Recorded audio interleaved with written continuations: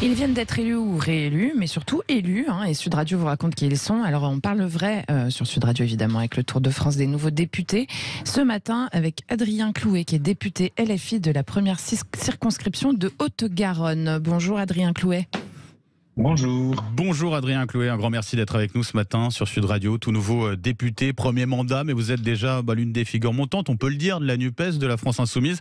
Alors on va apprendre à vous connaître un peu mieux dans un instant, mais l'actualité d'abord, et l'Assemblée nationale qui a voté contre l'avis de la majorité présidentielle une enveloppe de 120 millions d'euros pour les départements afin de compenser la hausse du RSA. En quoi c'est une victoire pour vous, pour votre parti, votre formation politique, Adrien Clouet ? C'est une victoire parce que ça met fin à 15 ans de dépouillement intégral des collectivités locales. C'est-à-dire, ça fait 15 ans que l'État oblige les départements, les régions, les communes à faire de plus en plus de choses, mais sans leur donner les moyens. La conséquence de ça, c'est que finalement, les élus au niveau local, les maires, les conseillers départementaux et autres, ont de moins en moins d'argent pour pouvoir répondre aux demandes de la population. Donc, c'est une victoire démocratique puisque ça donne les moyens à des élus d'accomplir ce pourquoi ils et elles ont été élus plutôt que d'être pris à la gorge. Et l'idée, l'objectif finalement pour vous, c'est de renationaliser d'une certaine façon ce RSA, c'est ça ? Oui, tout à fait. On trouvait excessivement injuste que d'un département à l'autre, les frais engagés pour venir en aide aux plus vulnérables soient tout à fait inégalitaires. Et puis surtout, il y a une double peine. C'est-à-dire que plus votre département est pauvre, plus en même temps, vous devez engager d'argent pour soutenir les gens au RSA.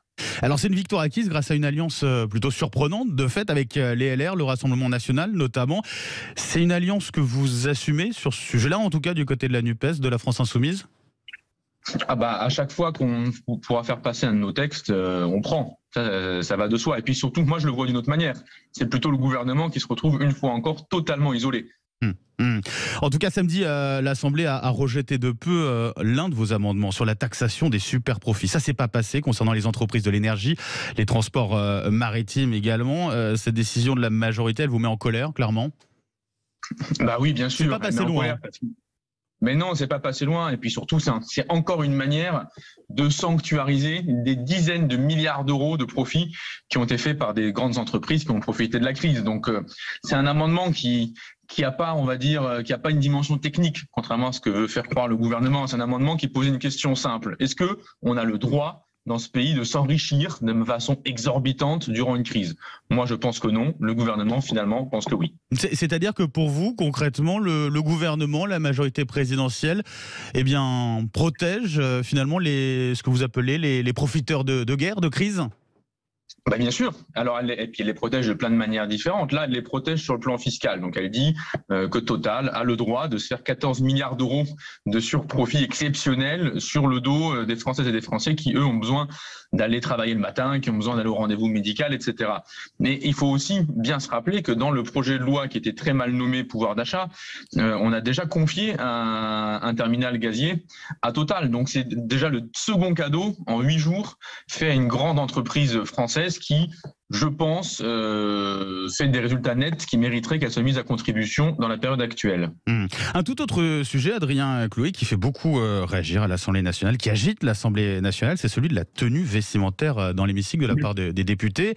L'élu LR, Éric Ciotti, veut rendre le port de la cravate obligatoire. Il vous pointe du doigt, en tout cas du côté de la France Insoumise. Il parle d'un relâchement de votre côté. Vous-même, je crois que vous ne portez pas, je vous ai vu dans l'hémicycle, vous ne portez pas la cravate. Non. Comment vous réagissez à ce coup de gueule, cette demande de la part d'Éric Ciotti ?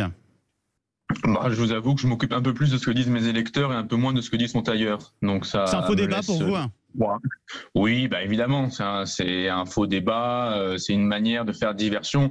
Il me semble que personne dans cette assemblée ne s'habille de manière indigne ou illégitime. Je pense que chacun a sa dignité personnelle qu'on exprime dans ses propres vêtements. Et puis c'est un très vieux débat d'ailleurs. Ça fait maintenant 1 siècle et demi que régulièrement une partie des élus conservateurs pointent du doigt celles et ceux qui ne s'habillent pas exactement comme il faut. Maintenant c'est la cravate. Il y a quelques années, c'était de venir en jean. Bon, ces choses-là évoluent. Enfin, tout évolue, tout change, apparemment, sauf Monsieur Ciotti. Bon, venons-en à vous, Adrien Clouet, député LFI de la première circonscription de Haute-Garonne, qui comporte une partie de Toulouse, Blagnac. C'est votre premier mandat. Vous êtes en tout cas très actif sur les bancs de l'Assemblée nationale. On vous entend beaucoup, notamment écouter ceci.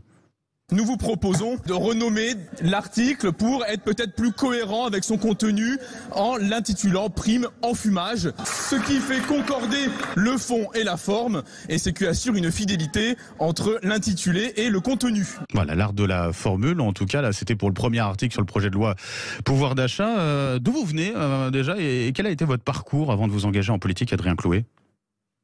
Alors, moi, je viens juste à côté de Marseille. Et j'ai fait des études franco-allemandes à Nancy, à Berlin et puis à Paris. Et ensuite, je suis devenu enseignant-chercheur en sociologie et j'ai occupé un poste avant cette élection à l'université de Toulouse, Jean Jaurès.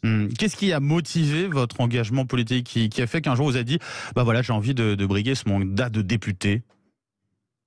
Alors bon, moi ça fait longtemps que je milite au parti de gauche puis à la France Insoumise. Ça va faire bientôt, enfin ça fait depuis 2008, donc ça fait un certain bout de temps que j'étais actif, c'est-à-dire toujours mené les différentes luttes en bas de chez moi, dans la fac lorsque j'étais étudiant, puis pour les droits des étudiants lorsque j'étais enseignant-chercheur.